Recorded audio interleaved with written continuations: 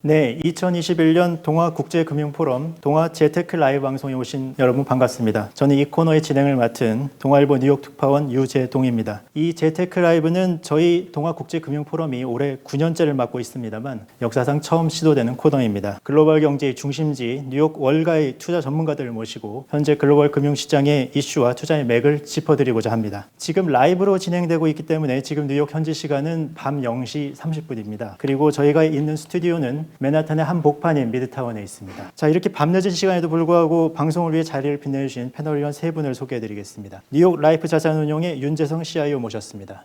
안녕하세요. 네, 월가에서 주식 애널리스트로 일하고 계신 유튜버 월주가님 모셨습니다. 네, 안녕하세요. 그리고 신한금융투자 뉴욕법인 리처드 박 전문의 모셨습니다. 네, 안녕하십니까? 예, 다음 유튜버 월주가님. 네, 저는 지금 뉴욕에서 주식 애널리스트로 일을 하고 있고 개인적으로 이제 월투가라는 주식 교육 채널을 운영하고 있는 이정엽이라고 합니다. 월주가님, 현재 뉴욕 증시 및 글로벌 금융시장 상황을 어떻게 진단하고 계십니까? 지금 가장 화두가 되는 것은 무엇입니까? 네, 일단은 지금까지의 2021년 금융시장을 봤을 때 적어도 이제 제가 기억하는 그 어느 해보다도 굉장히 특수하고 또 어떻게 보면 굉장히 비정상적인 한 해라고 생각을 합니다. 그 이유를 생각해 보면은 굉장히 많은 경제 지표들 그리고 이제 지금 현재 주식시장의 밸류에이션을 봐도 그렇고 과거의 평균치와는 굉장히 동떨어진 수치들이 많이 있어요. 그래서 예를 들어서 몇 가지 말씀을 드리면 첫 번째로 일단 금리 같은 경우는 이제 지금 제로 금리가 굉장히 오랫동안 지속이 되고 있고요. 두 번째로 이제 미국의 달러 통화량을 봤을 때 지난 1년 동안 코로나 때문에 미국 정부에서 워낙 공격적으로 경제 부양책을 내다 보니까 달러도 많이 찍어냈고 그래서 작년 초 대비 달러의 통화량이 무려 30%나 증가를 했고요. 또 인플레이션을 봐도 4월달 기준으로 이제 CPI, PPI가 대표적인 지표인데 2008년 이후로 지금 최고치고요. 그리고 이제 실업률도 지금 6.1%인데 물론 최근에 많이 떨어지기는 했지만 그래도 코로나 전 레벨인 3.6%보다는 여전히 월등히 높은 상태입니다. 그리고 마지막으로 이제 미국 정부의 부채인데 이게 길게 보면 볼수록 더 중요하고 문제가 있을 수 있는 거라고 생각을 해요. 이미 코로나 전부터 미국 정부의 부채는 지금 심각한 수준을 이미 넘어섰다고 저는 생각을 하고요. 그런데 이제 코로나 기간 동안 오히려 이 부채가 지금 눈덩이처럼 불어나고 있는 상황이고요.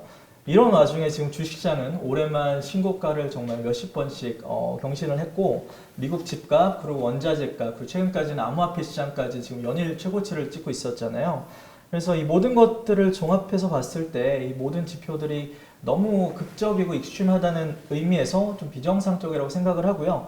이게 과연 얼마나 오랫동안 지속될 수 있을까를 생각해 보면 지금 금융시장이 굉장히 살얼음판을 걷고 있지 않나라는 생각도 해봅니다. 그리고 하나 더 말씀을 드리면 지금 만약에 지금 금융시장에 크고 작은 버블들이 실제로 존재를 한다면 그리고 그런 버블들이 언젠가 터진다면 왜 터질까를 생각해보면 결국은 금리 인상의 가능성이 저는 높다고 생각을 하거든요. 그리고 금리 인상이 무엇 때문에 생기냐, 뭐 고용지표 때문일 수도 있겠지만 인플레이션 때문일 확률이 가장 높다고 생각하고요. 물론 연준의 파월께서는 인플레이션이 일시적일 것이기 때문에 금리 인상은 뭐 내년, 후년까지도 없을 거다 이렇게 자신 있게 말씀하시는데 제가 생각하기엔 인플레이션이라는 거는 이제 시간이 지나봐야만 이게 일시적인지 아닌지를 알 수 있다고 생각하거든요. 그래서 2021년 그리고 2022년도의 화두는 아마 인플레이션이 될 것 같습니다. 오늘 우리가 이 코너에서 얘기할 만한 많은 주제들을 동시에 많이 말씀을 해주셨습니다. 월투가님은 지금 주식시장의 버블이라는 논란에 대해서 어떻게 생각하십니까? 그거에 대한 답변을 드리기 전에 버블과 관련된 개인적인 스토리를 하나 말씀을 드리고 시작을 할게요. 2016년 가을쯤이었는데 그 당시에 이제 힐러리하고 이제 트럼프 대선 바로 직전이었어요. 다 기억하시는 분들 계실 텐데 그 당시에 주식시장이 버블이다라는 얘기가 그때 많이 있었거든요.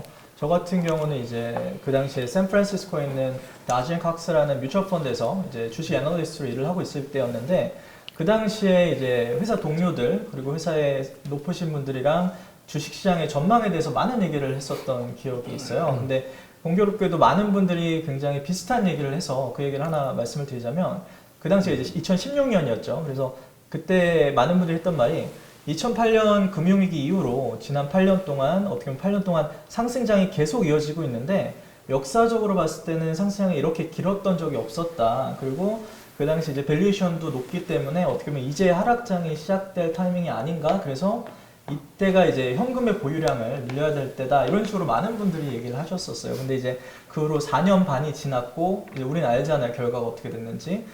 그때 이후로 지금 오늘까지 거의 S&P 500 기준으로 2배가 올라갔어요.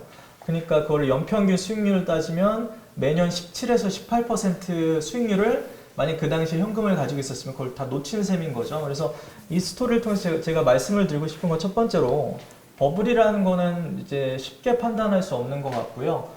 그리고 버블이라고 해서 이게 바로 터질이라는 법은 없는 것 같아요. 그래서 이제 다시 질문으로 돌아와서 이제 지금 주식시장이 버블이냐 아니냐를 판단하기 위해서는 제가 생각하기에 이제 주식시장의 가격이 어떻게 형성이 되냐를 일단 생각을 해봐야 되고 그 가격이 과연 비싼가 아닌가를 판단해야 되는데 주식시장의 가격은 결국 두 가지로 인해서 만들어진다고 생각해요. 첫 번째는 시장의 펀더멘탈, 이제 시장이 얼마나 튼튼한가. 그리고 두 번째는 이제 시장의 그 펀더멘털을 바라보는 분위기, 센티멘트.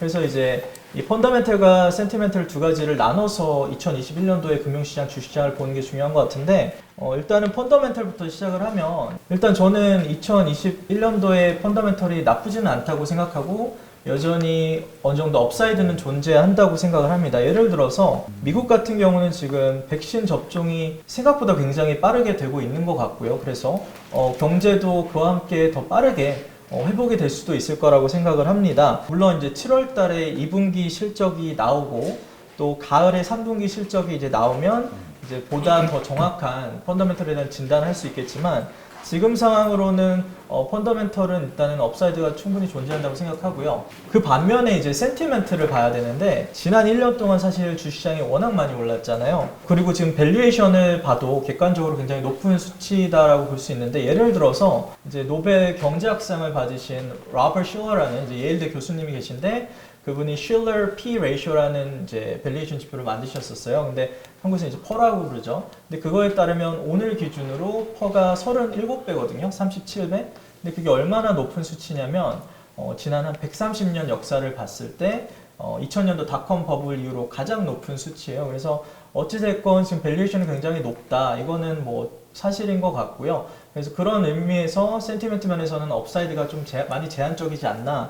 일단 이렇게 생각하고요. 그래서 이 모든 것들을 종합해서 봤을 때 지금 시장의 가격은 매력적이지는 않아 보이고요. 그리고 버블이 어느 정도는 있지 않나라고 생각을 합니다. 그래서 이 버블이 물론 앞으로도 유지가 될 수 있고 더 커질 수도 있는데 그러기 위해서는 이제 지금 같은 저금리 환경이 굉장히 필수라고 생각을 하고요. 근데 아까 말씀드렸듯이 만약에 인플레이션이 일시적인 게 아니라 계속 이어져 간다면 결국은 금리 인상이 불가피할 텐데 그럼 이제 금리 인상이 과연 얼마나 빨리 될까? 그리고 된다면 얼마나 가파르게 될까? 그게 어떻게 보면은 관건이라고 생각하고요. 그 결과에 따라서 주식시장뿐만 아니라 다양한 시장의 크고 작은 버블들이 다양한 레벨로 터질 수 있지 않을까라고 생각합니다. 예, 그 2016년에 현금화를 하라고 주장을 했던 그분들은 뭐라고 변명을 합니까? 그 후로 얘기를 안 해봐서. 네, 근데 그 후로 다시 사셨겠죠. 근데 이제 네. 흐름이 계속, 왜냐면 그 당시에 많은 분들이 당연히 힐러리가 될 거라고 했는데 트럼프가 됐고, 오히려 경제에 도움이 됐었기 때문에 그 당시에 그분이 그런 얘기를 하셨지만 또 그 후에 상황이 많이 바뀌어서 그건 잘 모르겠습니다. 예, 여담이지만 그때 말씀하신 로버트 실러 예일대 교수 그분은 그 지금 증시하고 부동산에 버블이 껴있다고 말씀을 좀 하셨습니다. 월투가님께서는 금리 인상이나 테이퍼링이 언제쯤 이뤄질 것으로 보십니까? 사실 이제 연준의 파월 의장께서는 뭐 내년 후년까지 말씀 일단 하셨고요. 그리고 만약에 빨리 하게 된다고 하더라도 일단 주식시장이 그 금리 인상 뉴스를 소화하도록 할 수 있도록 최대한 충분한 시간을 주겠다라고 말씀을 하셨어요. 근데 일단 CPI 지표가 매달 중순에 나오거든요. 그래서 앞으로 5월, 6월, 7월 이 수치가 얼마나 높게 나오냐에 따라서 연준의 입장이 바뀔 수는 있겠지만 이게 말도 안 되게 높게 나오지 않는 한은 연준 입장에서는 갑자기 말을 바꿔서 테이퍼링을 시작하고 금리 인상을 시작할 것 같지는 않고요. 그래서 진짜 빠르면 가을, 연말이 될 것 같은데 그런 상황이 오면 진짜 인플레이션이 심각하다는 걸 어떻게 보면 증명해 주는 거기 때문에 좀 심각할 수 있다고 생각합니다. 그리고 이제 테이퍼링과 금리 인상 중에선 당연히 테이퍼링이 먼저 시작되고 그 다음에 금리 인상이 될 것 같은데, 왜냐면은 아까 말씀드렸듯이 지금 미국 정부의 부채가 너무 많기 때문에 금리 인상이 지금같이 낮을 때는 그런 부채가 큰 문제가 안 될 수는 있어요. 근데 금리 인상이 되는 순간부터 어떻게 보면은 그 부채들이 시한폭탄으로 변화할 수 있다는 말이기 때문에 정부 입장에서도 그거를 분명히 인지하고 있다고 생각하고, 그래서 금리 인상을 어떻게 보면 최후의 보루로 두고 있지 않나라고 생각을 합니다. 예, 가상화폐에 대해서 얘기해 보겠습니다. 가상화폐의 대표 주자죠. 비트코인 가격이 원래는 1년 전만 해도 1만 달러가 안 됐어요. 근데 이게 갑자기 불이 붙기 시작하더니 6만 달러를 넘어섰고, 요즘에는 다시 반토막이 나서 3만 달러 선으로 떨어졌다가 다시 지금은 또 약간 올라가는 상황입니다. 뭐 이 주제에 대해서 준비를 많이 하셨을 것 같습니다만 일단 우선 이렇게 여쭤보겠습니다. 조카가 물어봅니다. 삼촌은 투자 전문가니까 내가 이렇게 좀 물어보는데 내가 지금 여윳돈이 있어. 근데 가상화폐에 투자해도 될까? 자, 조카가 이렇게 물어봅니다. 어떻게 답하시겠습니까? 월주관님부터 말씀해 주십시오. 해봐. 그죠. 뭐 짧게 말하면 저는 뭐 긍정적으로 생각하기 때문에 일단은 해보는 것 당연히 저는 네, 찬성합니다. 예. 더 길게. 예, 그러면 뭐 이제 가상화폐 해도 된다는 이유를 말씀해 주시고 또 리스크가 뭔지도 또 말씀해 주십시오. 네, 아이한테는 그렇게 길게 예. 말을 안 하기 때문에 짧게 드렸고요. 일단 답변을 드리면 저는 모든 주식을 우리가 다 살 필요 없듯이 암호화폐도 그냥 주식처럼 보시는 게 맞고요. 만약에 여러분들이 본인의 성향과 판단에 의해서 이거는 괜찮다 싶으시면 당연히 사셔도 된다고 생각하고 또 안 해도 된다고 생각합니다. 요즘 근데 너무 많이 올라버려서 약간 내가 남들 다 하는데 나만 안 하면 그런 게 있는 것 같은데 전 그럴 필요는 없다고 생각하고요. 다만 만약에 여러분들이 암호화폐에 투자를 하시기로 결정을 하신다면 한 세 가지 정도는 하셔야 되는 것 같은데, 첫 번째로 이 암호화폐가 도대체 무엇이고 암호화폐가 기반으로 하고 있는 블록체인 기술이 뭔지 그거에 대한 어느 정도의 이해는 필요하다고 생각하고요. 또 더 나아가서 이 블록체인 기술이 과연 우리 삶을 어떻게 바꿀 수 있는 건지 그거에 대한 각자의 의견도 있으면 좋다고 생각을 하고요. 더 나아가서 이제 마지막으로 세 번째는 이 암호화폐 투자 가치가 뭔가, 결국 투자를 하는 거지 뭐 투기를 하는 게 아니잖아요. 많은 분들이 투기를 하시는 것 같긴 한데 투자를 하면 과연 투자 가치가 뭔가 이거를 생각하는 게 중요하다고 생각을 하는데, 그래서 제가 하나하나 좀 제 생각을 간단하게 말씀을 드려볼게요. 먼저 이제 블록체인 기술이 뭔가, 근데 이거는 워낙 복잡한 내용이고 해서 제가 뭐 지금 뭐 말씀을 드려도 이게 불가능할 것 같은데 그냥 한 문장으로 말씀을 드리면, 블록체인은 이제 정보를 탈중앙화된 방식으로 분산화해서 저장하는 기술이거든요. 이렇게 말해도 이해가 안 되실 거예요. 그래서 이 블록체인 기술이 우리 삶에 어떻게 적용이 되는지를 이렇게 설명을 드리면 좀 더 잘 이해가 될 것 같아서 예를 들어 설명을 해볼게요. 이제 우리 삶에 이제 제3자가 낀 정말 많은 거래와 계약들이 있잖아요. 그런 것들에 이제 블록체인 기술 그리고 스마트 컨트랙트, 스마트 계약이라고 이런 것들이 적용이 가능해요. 예를 들어서 우리가 자동차를 살 때도 딜러라는 제3자가 필요하고요. 또 우리가 뭐 집을 매매할 때도 중개인이라는 제3자가 필요하고, 우리가 돈을 빌리거나 돈을 예금할 때도 은행이라는 제3자가 필요하잖아요. 근데 만약에 이런 것들에 블록체인 기술을 적용하게 되면은 여러 가지 장점이 있는데, 첫 번째는 이제 그 제3자가 필요가 없어지는 거죠.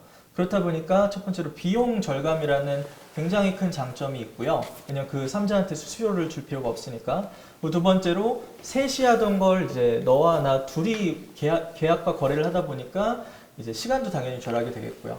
세 번째는 이제 신뢰도와 안전성에서 훨씬 높아진다는 말인데, 이게 무슨 말이냐면 이제 블록체인 기술이 어떻게 보면 탈중앙화된 기술이기 때문에 모든 거래와 계약이 결국 성사가 되기 위해서 누군가 이거를 증명을 해줘야 돼요. 지금까지는 제3자가 그 역할을 했는데 블록체인 기술을 사용하게 되면은 이제 뭐 수백 개, 수천 개의 컴퓨터 시스템들이 이 거래와 계약을 분산화해서 동시에 증명을 해주기 때문에 이제 어떻게 보면 도난의 위험도 없고요. 또 위조의 뭐 우려도 없고요. 그런 면에서 이제 안정성과 신뢰도 면에서 압도적으로 원래 기존 시스템보다 좋아지는 게 있다. 그래서 제가 생각하기에 이 블록체인 기술은 앞으로도 활용할 수 있는 가능성이 정말 무궁무진하다고 생각을 해서 긍정적으로 보고 있고요.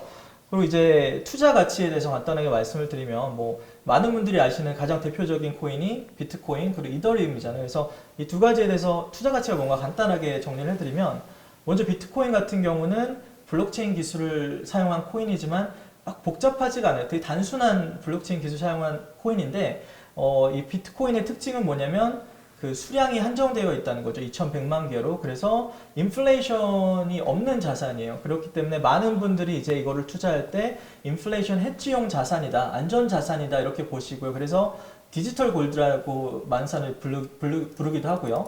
그게 비트코인이고, 이제 이더리움 같은 경우는 저는 근본적으로 다른 종류의 자산이라고 보는 이유가 뭐냐면, 이더리움은 아까 제가 말씀드렸던 블록체인 그리고 그 스마트 컨트랙트 기술을 둘 다 사용해서 이제 어떻게 보면 우리 삶을 더 윤택하고 더 좋게 만들려는 다양한 서비스들을 지금 개발이 되고 있고 앞으로도 개발이 될 건데, 그런 서비스들 그거를 이제 개발할 수 있는 그 플랫폼 자체가 이더리움이라고 보시면 돼요. 그래서 어떻게 보면은 만약에 여러분들이 비트코인을 금이라고 생각하신다면 저는 이더리움을 뭐 아마존이나 뭐 페이팔 뭐 그런 이제 플랫폼 회사, 테크 회사 이렇게 보는 게 전 맞다고 생각을 하거든요. 그래서 일단은 그 두 개가 사실 많은 사람들이 얘기를 하지만 굉장히 다른 자산이다. 그거는 이해를 하시면 좋을 것 같고요. 그리고 마지막으로 리스크에 대해서 물어보셔서 간단하게 말씀을 드리면, 여전히 암호화폐 시장은 여전히 초기 단계의 시장이기 때문에 정말 하이 리스크 하이 리턴이잖아요. 리스크도 크고 리턴도 크고. 그래서 일단 그런 변동성, 지난 일주일 동안 정말 말도 안 되는 변동성이 있었는데 그런 것들이 앞으로도 분명히 계속 있을 거라고 생각을 하고, 그래서 그거는 이제 투자를 하실 때 염두를 하셔야 될 것 같고요. 그리고 마지막으로 암호화폐 가장 큰 리스크가 뭐냐고 물어보면 여전히 이제 정부의 규제죠. 그래서 그거는 이제 앞으로 어떻게 될지 모르기 때문에 그것도 이제 항상 생각하면서 투자하시라고 말씀을 드리고 싶습니다. 자, 패널 분들께 좀 동시에 묻겠습니다. 자, 어느 분이든 답변을 먼저 해주시면 되겠습니다. 지금 가상화폐 가격이 높은 수준입니까? 아니면 적정한 수준입니까? 아니면 낮은 수준입니까? 네, 말씀하십시오. 일단은 사실 굉장히 어려운 질문이죠. 이거를 아는 사람이 있으면 그렇죠. 근데 제가 이걸 안다는 게 아니라 어떻게 생각해야 될지 그 프레임워크를 좀 설명을 드리고자 말씀을 드리는데, 일단은 암호화폐 같은 경우는 거의 현금을 창출하는 자산이 아니기 때문에 주식처럼 우리가 막 내재 가치를 계산할 수 있는 그런 게 아니거든요. 그래서 이제 암호화폐 그래도 적정가가 뭘까, 뭐 밸류에이션을 생각해 보려면 굉장히 창의적으로 생각을 해야 된다고 생각을 해요. 그래서 비트코인을 예를 들어 설명을 하면, 이제 아까 말씀드렸듯이 비트코인이 디지털 골드라고 이제 알려졌다고 하는데, 그럼 만약에 이 비트코인이 금을 대체할 거라면, 이게 만약에 금을 앞으로 몇 년이 될지 모르겠지만 50%를 대체한다. 그 비율이 있을 거 아니에요. 예를 들어서 지금 금의 시가총액이 지금 12조 달러 정도 되거든요. 그리고 아까 말씀드렸죠. 지금 비트코인이 뭐 38,000불이면 한 7,200억 달러 정도 돼요. 그래서 퍼센티지로 따지면 비트코인이 전체 금 시장에 차지하는 비율이 지금 한 5에서 6% 정도 되는 것 같아요.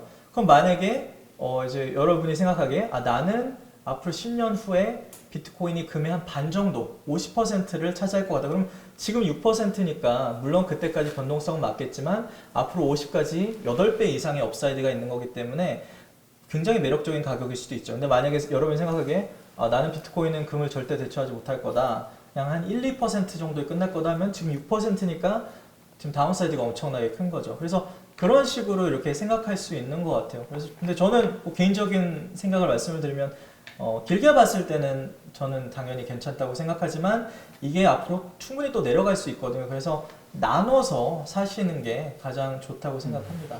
시간이 많이 흘러서 이제 마지막 코너로 넘어가겠습니다. 지금 이 동아 재테크 라이브를 보시는 많은 분들은 아마도 한국에서 미국 주식에 대한 투자에 관심이 많으신 개인 투자자들이실 겁니다. 이른바 서학겜이라고 하죠. 월투가님, 지금 이 방송을 보고 계시는 한국의 개인 투자자분들에게 조언을 좀 부탁드리겠습니다. 네, 시간 관계상 짧게 말씀을 드릴게요. 일단 제가 개인적으로 아무래도 월투가라는 주식 교육 채널을 운영하다 보니까 한국에 계신 분들이 미국 주식을 할 때 뭐 어떤 생각을 하시고 뭐가 필요한지 이런 좀 더 잘 알게 된 것 같아요. 그래서 세 가지 정도 주의해야 될 점을 간단히 말씀을 드리면, 첫 번째로 아무래도 이제 주식 투자를 할 때는 본인이 투자하는 회사에 대해서 잘 알아야 되잖아요. 그러려면 리서치라는 걸 해야 되는데 아무래도 언어적 장벽이 있을 수밖에 없거든요. 영어를 엄청 잘하시는 분이 아니라면. 그 말은 무슨 말이냐면 결국 본인 돈으로 미국 주식을 사지만 결국 그 결정은 다른 사람의 리서치 아니면 다른 사람의 의견을 토대로 하는 경우가 많은 것 같아요.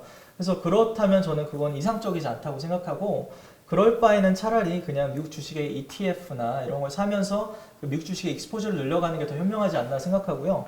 두 번째는 이제 뭐 아시는 분도 아시겠죠. 미국 주식은 상한가 하한가의 제한이 없잖아요. 그래서 변동성이 크고 그 말은 이제 하루 만에 몇 배가 될 수도 있는 반면에 하루에 또 90% 이상이 떨어질 수도 있고 그래서 그 변동성은 조심하라는 말씀 드리고 싶고요. 세 번째는 이제 제가 생각하기에 미국 주식만큼 장기 투자하기에 좋은 마켓이 전 없다고 생각해요. 아직까지도 여전히 미국에서는 정말 세상을 바꿀 만한 이노베이션들이 많이 나오고 있고 또 이제 지금 뭐 우량주들도 여전히 고성장을 하고 있고요. 세계적인 우량주들. 그래서 짧게 막 차트를 보면서 작은 수익을 내려고 하기보다는 정말 좋은 회사들, 튼튼한 회사들, 그리고 미래가 유망한 회사들을 잘 찾아서 적절한 분산 투자를 통해서 장기 투자, 마음 편하게 장기 투자하시는 게 저는 가장 좋지 않나라고 생각합니다.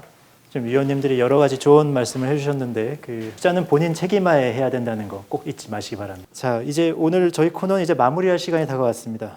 자, 월투가님 그 유튜브를 이제 혼자 방송하시는 거에 비교했을 때 지금 어땠습니까? 지금 마지막으로 소감 한 말씀 부탁드리겠습니다. 네, 지금 뭐 생방이어서 또 처음 전신이 나오고 다른 분들이 한 건 처음이어서 되게 또 지금 방금 또 예상치 못한 일들이 있었던 것 같아요. 지금 중간에 그래서 살짝 당황하긴 했지만 그래도 재밌었던 것 같고요. 되게 정말 높으신 분들이랑 같은 자리에 서서 이렇게 할 수 있어서 굉장히 개인적으로 영광으로 생각합니다. 예, 마지막으로 윤 의원님 마무리 말씀. 네, 저는 뭐 투자 얘기는 많이 했고 이렇게 한국말을 너무 잘하는 게 부럽고 일단 이쪽은 패널 위원님 감사드립니다. 이로써 저희 뉴욕 현지에서 생방송으로 보내드린 동아 재테크 라이브 여기서 마치겠습니다. 감사합니다.